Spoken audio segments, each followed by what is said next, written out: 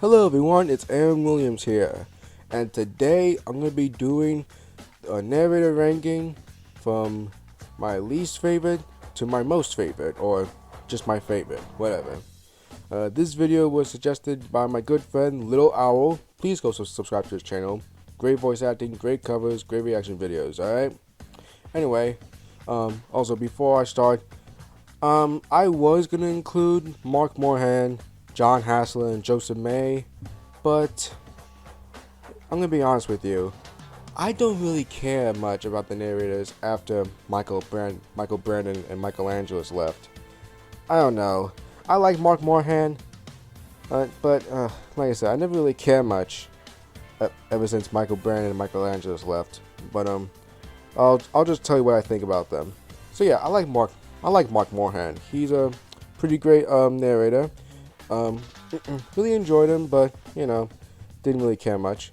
Now Joseph May and John Hassler, as much as I like them as Thomas, they both do a great job as Thomas. I don't care about Thomas being the narrator, or like I'm sure no one cares about Thomas being the narrator, so nah. But anyway, let's go to the model narrators, which is Ringo Starr, George Carlin, Michelangelo, Michael Brandon, Alec Baldwin, and Pierce Brosnan. So, let's get started. So, in last place, in the least favorite, and I know people are gonna get mad at me for this. Get ready for the hate comments. Michelangelo. Now look, before any of you guys start spamming hate comments at me, let me say this. Michelangelo is not a terrible narrator. I can't really say who's a terrible narrator because everyone does good. It just depends on how many flaws they have, or depends on what I think. I mean, there is one narrator I can consider a terrible narrator, but I'll go to that later. But no, Michelangelo is not a terrible narrator. Let's get the negative over with. The biggest issue with Michelangelo is, one, his timing can be very off.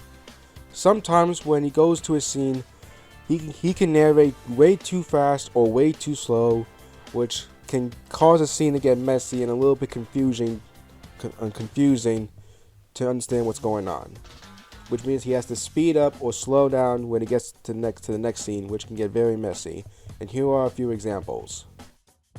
Diesel sidled up alongside. Everyone knows that tenders are a mark of distinction, but I'm afraid that no amount of tenders will save you in the end. We diesels are taking over, and we don't need tenders to make us important. Not even one. Gordon was most upset. He was feeling just the same the next day. I'm not happy. The other engines teased James. I wonder who'll be pulling the express today, said Gordon. I expect it'll be you, replied Henry. James is stuck in the shed for being silly. James felt sad. Next morning, he went back to work. Hello, whistled Thomas. Good to see you out and about again. I'm sorry I tricked you, said James. Are these my trucks? What's all this? Demanded the Fat Controller. We're on strike, sir, said Percy. Yes, added Duck. Beg pardon, sir, but we won't work with diesel, sir. Then, in a quiet, hurt voice, he added, You said you'd sent him packing, sir. I have to give Diesel a second chance. I am trying to help you by bringing Diesel here. Now you must help me. He was the only engine available. Number 2, sometimes he can be dull. Now, he has a lot of energy, I can give it that. But sometimes his energy can be inconsistent. Sometimes he can be dull. Mostly in the hit era, he was really dull. But sometimes in the classic series, he can be dull. But mostly hit era, he lost it. He really lost it. And here are a few examples on this. I saw you pulling trucks today. You're only a goods engine, snorted Gordon. Jack was so happy he couldn't think of anything to say. So he just revved his engine and bounced his bucket. Keep away, roared Hector. And the last one, I'm not a big fan with his character voices. Now, I can understand why people love his character voices, and I'll go through that later. But sometimes the characters don't really suit him. I don't know. It's just his voice. Mostly, I could just hear his voice. He doesn't really change it that much. The brass band is arriving at Brendam Docks. Hooray! I like the brass band. So do I, but I'm never asked to pull them. If you go to the washdown now, you'll soon be as shiny as a trumpet. Then, maybe the Fat Controller will ask you to collect them. Percy was excited. Thank you, Thomas. So yeah. But you know what? Let's get to the positives. Michelangelo, the longest narrator in the entire franchise. I'll give him credit on how long he stayed to narrate the show. I can tell he had a lot of passion for the show. And you know what? I'll give him some points on that. Next. Some of his character voices are good too. I'll say this, my all-time favorite character voices that Michelangelo did is James and Sir Topham Hatt. Actually, Thomas, I'm taking the coaches. The Fat Controller asked me to tell you. Look at me. I am the smartest, most useful engine on the line. Thomas, you are to pick up the brass band from the docks, and don't forget to have a washdown. I adore his James and Sir Topham Hatt voice, and I really wish that Michelangelo stayed as James in Magic Railroad, because I think it really suited the character perfectly. Next is his energy. Even though he can be dull a lot in the hit era and sometimes in the classic series, he has so much energy when it comes to an action scene or just any scene in general. These ships can't be kept waiting. They have important cargo. If they miss the tides, they will be delayed in the docks. You should look up to ships and show more respect. You are, after all, only little. We've got too much work, huffed Percy. Then perhaps a lorry should do your job. Percy was shocked. Next day, he was shunting trucks full of china clay. He banged the trucks hard into the buffers, but the buffers weren't secure. The silly trucks were sunk. And it really makes an episode really enjoyable with all that energy he had. And in the CGI series, he nailed it. He nailed it in the CGI series. And look, I know you're wondering, why is Michelangelo in the bottom if you have all these positivity things about him? Well, here's like the main reason why he's in the bottom. I'm just not used to him. I'm sorry, I am not used to his narration. He's not my cup of tea.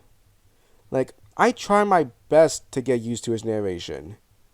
The only time I'm used to his narration is in the CGI series, since I adore his performance a lot in CGI.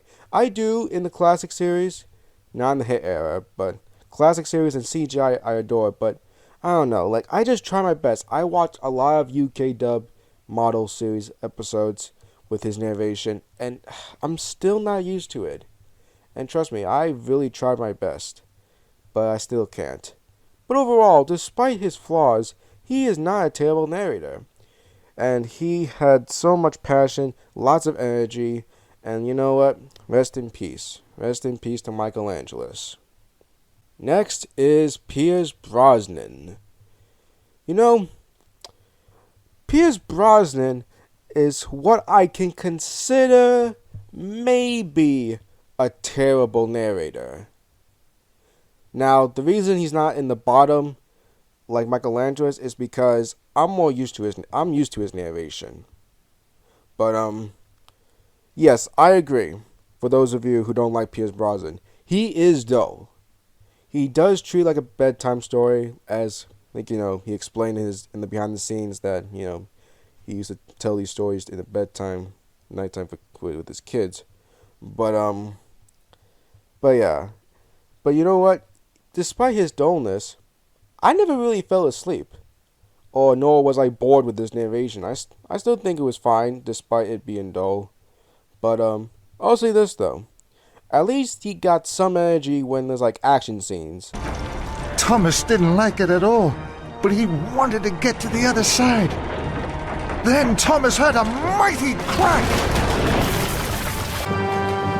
It smashed into the tower,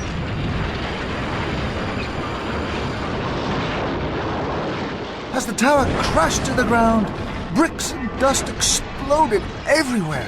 Then there was trouble. The tunnel ahead was blocked. "Oh no!" cried Thomas. He applied his brakes, but it was too late.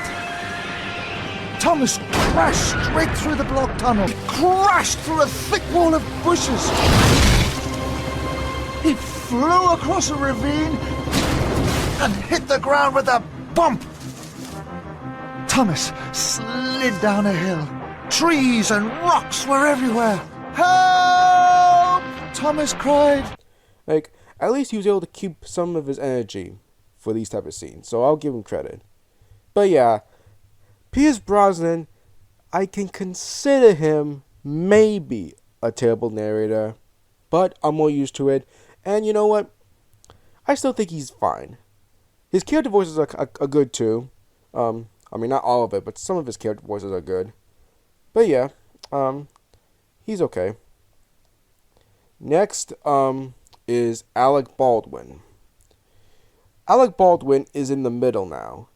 He is good and bad at the same time. In season 5, he was fantastic, with great emotion, energy, some good character voices. And she kissed Percy. Thomas laughed as Percy blushed bright red.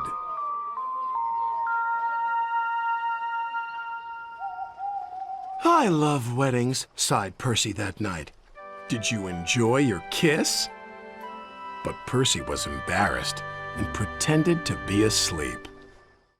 But in season 6, he went down. He lost all his energy. He lost the character voices. I don't know what happened. I really don't know. It's hard. But, even though in some episodes in season 6, he kind of had some of his energy. And I do like his salty and his Elizabeth voice. He did a good job with those. But yeah, Alec Baldwin is half good and half bad. I'd say like a decent narrator. Alright. Now we're at the goods here. Alright, let's do this. Ringo Starr. "Oh, thank you, sir," said Thomas. Now Thomas is as happy as can be. He has a branch line and 2 coaches called Annie and Clarabelle. He puffs proudly backwards and forwards with them all day. The first Thomas narrator of all times. I remember getting the Thomas Gets Tricked DVD when I was like, I think I was like 4 or 5 years old. And I remembered enjoying Ringo Starr's narration.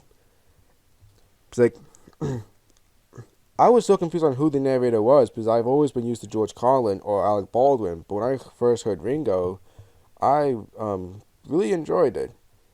Although, I know he was dull in season 1, but look, it was the first season. It was the start, so that's excusable. But in season 2, he was great. He really improved a lot. And, you know, with energy, I can't really say what his character voice is because he doesn't really change it that much. A couple he does, like Diesel or Gordon a little bit, James a little bit. Yeah, there's a few that he changes, but you know what? Still though, Ringo Starr was a really good narrator. I really enjoy him, and I still do. But it doesn't top the last 2. It's gonna be a tie between Michael Brandon and George Carlin. Now I know you're all shocked. Why is Michael Brandon tied with George Carlin? Michael Brandon's a terrible narrator. Well, look, in my opinion, I love Michael Brandon. Michael Brandon, the first narrator I've ever heard in Thomas in general. And no, it's not because nostalgia, because I still love him to this day. How I started. He has great character voices. I know that some people don't like his character voices, but you know what? I love him. Thomas is good. Edwards, it was okay. Henry I'll talk about later. Gordon I like, James I like, Percy's good, Toby's okay. There are lots of character voices that he did was great, and what I love about it is that he changed his voice for almost every character. And that is how you do character voices. You change your voice for almost every character, or just every character, like just every character, almost, or just every character. But he did a great job with those. His energy is really good too. James, you are to collect the fireworks from the depot. James was overjoyed. Thomas wasn't happy at all. But I wanted to collect the fireworks, Thomas pouted. Sir Topham Hatt chose me because I'm as red as a rocket and twice as grand. James steamed proudly across the countryside. Brightest and best, he hummed happily to himself. But yeah, I enjoy his narration. Like, I can understand why people don't like him, but he's kind of a little bit overhated. People are being a little bit too harsh to him. Like, come on, give him some slack, please. But anyway, but does he have flaws? Yes, everyone has flaws. There's no such thing as perfect. No one's perfect. So there are a couple of flaws. His character voices, some of his character voices don't really suit it, such as the Scarlowi characters. Scarlowi, Rheneas, Sir Handel, Peter Sam. I'm not really a big fan with his voices, especially of how the characters are in the hit era. But I'll say this, Duncan, Fearless Freddy, and Mighty Mac are good. He does a great job with those. Henry, his Henry voice is so inconsistent. Sometimes he goes from I don't know what voice it is, and then he changes it to a southern accent. I'm sorry you didn't set a new record today, Chuffed Henry. Oh no! I've broken my lucky trucks, groaned Henry. I don't know. Some of his voices can be inconsistent. For another example, Gordon. He goes from a gruff voice and then to just a regular deep voice. The only engines keeping other engines awake, huffed Gordon crossly, are little engines with very bad manners. Off you go now, Percy, said Gordon. Number 1 is my platform. Little engines shouldn't hang around. It's a little confusing, but you know what? From those aside, I love Michael Brandon. A really entertaining narrator that I've always loved, and I still love to this day. Oh yeah, there is one more flaw. In the CGI series, he kind of lost his energy a little bit. He was a little bit dull, which will explain why I'm more used to Andrews' narration in the CGI than Michael Brandon. I mean, I'm used to both, but Andrews, I'm more prefer. But yeah, aside from CGI, Michael Brandon, great narrator. Let's move on to George Carlin. Man, oh man, George Carlin. Where do I start? Great character voices. Great energy. Great emotion. Like Michael Brandon. He nailed it. He has nailed the narration. And what I love about Michael Brandon and George Carlin is that they put a lot of energy, but they don't overdo the energy. Like, as much as I love Michelangelo's narration, sometimes he overdoes it. Like, and it can be a little unnecessary. When it comes to energy, you have to make sure it's the necessary type of energy. Like, if there's like an action scene or a runaway, it has to be like full lot of energy. But when it's like a calm scene, it has to be like your energy needs to tone down a little bit and it has to be nice and calm. And that's what Michael Brandon and George Carlin did. They really did a great job with the energy, aside from Brandon losing it in the CGI series. But you know what? Whatever. Now, does George Carlin have flaws as well? Of course he does. There are a couple. So, some of his character voices are just his voice, which is a little off. Like Thomas and Percy. as much as I'm fine with his Thomas and Percy voice, it's just his voice. He doesn't really change much, even though they do suit the character. But still. Your ugly phiz is enough to frighten anyone, said Thomas. You're like, ugly indeed.